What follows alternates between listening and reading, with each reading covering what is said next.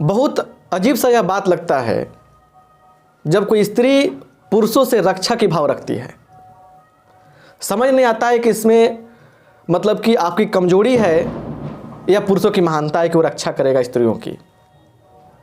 खासकर आप लड़कियों को कहना चाहेंगे हम, ध्यान से सुनिएगा, और आप सबको तो सुनना ही पड़ेगा। मेरा मानना है कि जब कोई स्त्री पुरुष से रक्षा की भाव रखती है तो अपने गरिमा को मिटाती है, वो अपने गरिमा को ख़त्म करती है। क्योंकि एक पुरुष स्त्री की रक्षा करे, ये बड़ा हास्यप्रद बात लगता है। आप कमज़ोर कैसे हो सकती हैं? किसी ने कहा प्रकृति माँ। बताइए जिसने भी ये बात बोला होगा, माँ शब्द का इस्तेमाल किया, इतनी बड़ी बात कहा उसने, धरती माँ। आप कमज़ोर नहीं हैं, कमज़ोर आपको बनाया जाता है। आपके पिताजी कहते हैं कि बहुत प्रेम करते हैं आपसे, हम भैया कहता है कि बड़ा प्रेम करते हैं हम आपसे।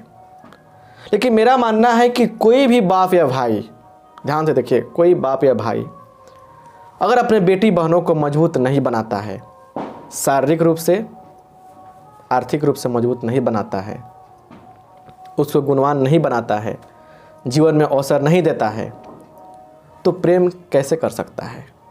सिर्फ खून के रिश्ते हो जाने से प्रेम हो जाते हैं क्या? या कह देने से कि तुमको मैं बहुत प्रेम करता हूं उससे प्रेम हो जाता है क्या? हम सबसे कहते हैं, हर पुरुष से कहते हैं, वो भाई के रूप में हो, बाप के रूप में हो, पति के रूप में हो, किसी रूप में हो, बेटे के रूप में हो। जितना भी समय मिले जीवन में, आपके जीवन में जो भी स्त्री है, बेटी हो, पत्नी हो, बहन हो, उसको मानसिक रूप से कम मजबूत बनाने के लिए अपना त्याग करो, अपने सुख सुविधा का त्याग करो, धन संपत्ति का त्याग करो।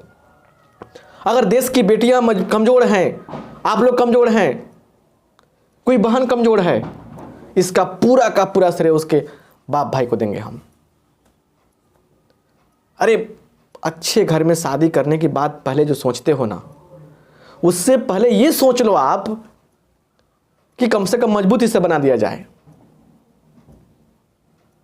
और आप सबसे कहना चाहेंगे, कैसे आपका आत्मा अलाउ करता है कि कहते हैं कि पैसा दो ना शादी के बाद? कैसे? थोड़ा भी मैंने स्वाभिमान नाम का चीज़ नहीं होता है क्या?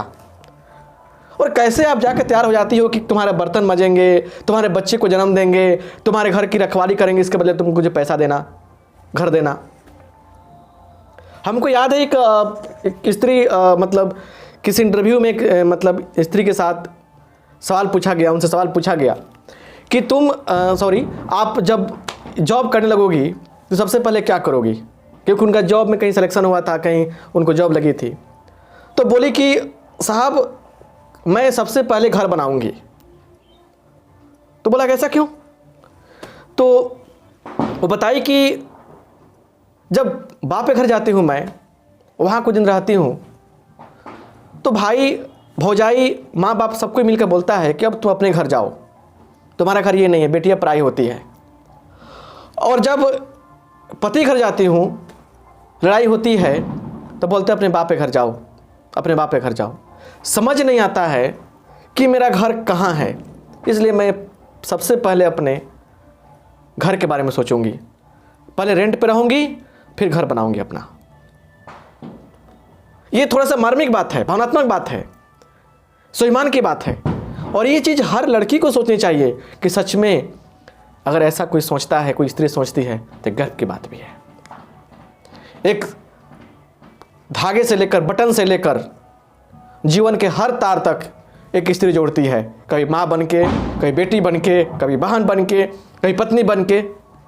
और आप कहती हैं कमजोर हैं आप। ये सातिर पुरुषों ने, सही पुरुषों ने नहीं, आज तो ऐसे ऐसे पुरुष हैं भाई के रूप में, पिता के रूप में, जो अपने जीवन की सारी पूंजी लगा देते हैं अपने बेटी को मजबूत बनाने में। ये नहीं कि शादी करने में, शादियाँ भी करते हैं वो, लेकिन प्रथम लक्ष्य रहता है कि अपने बेटी को मजबूत बनाना है, बहनों को मजबूत बनाना है, मानसिक रूप से मजबूत बनाना है, आर्थिक रूप से संपन्न बनाना है, पैरों पे खड़ी हो जाए, जीवन में ऊंचाई को प्राप्त करे हो। इस कदर प्रेम करते हैं। सारे पुरुष ऐसे नहीं है। कुछ सातिर पुरुषों ने भाई के रूप में, बाप के रूप में बन के, पाबंदियों को लगाकर, अपने भाई बहनों को, बेटियों की इच्छाओं को मारकर और इज्जत के नाम देकर, संस्कार के नाम देकर उनको मानसिक रूप से कमजोर बना दिया। और बेटियों को लगता है, बहनों को लगता है कि बड़ा प्रेम कर रहे हैं हमारे पिता और भाई। इस घर से उस घर तक जाने में, ध्यान से सुनिएगा, बाप के महल से पति के महल तक जाने में, है ना, एक संघर्ष होना चाहिए था हर स्त्री के लिए, हर लड़की के लिए, है ना। लेकिन होता क्या है, यहाँ पे पिता के घरों में पापा की परी बन के रह गए और वहां जाके महारानी बन के रह गए। आपका क्या हुआ? सत्यानाश हो गया। जीवन का मतलब अगर आपके यही है कि आप सिर्फ वस्तु बन के रहेंगी, भोग की वस्तु बन के रहेंगी, कहीं ना कहीं जाकर किसी खाना बनाएंगी, बच्चों को जन्म देंगी, और यही जीवन है, तो मेरे हिसाब से धिक्कार है आप पे, और आप कमजोर हैं, और आप हमेशा अपमानित रहेंगी, हमेशा पुरुषों का शिकार रहेंगी।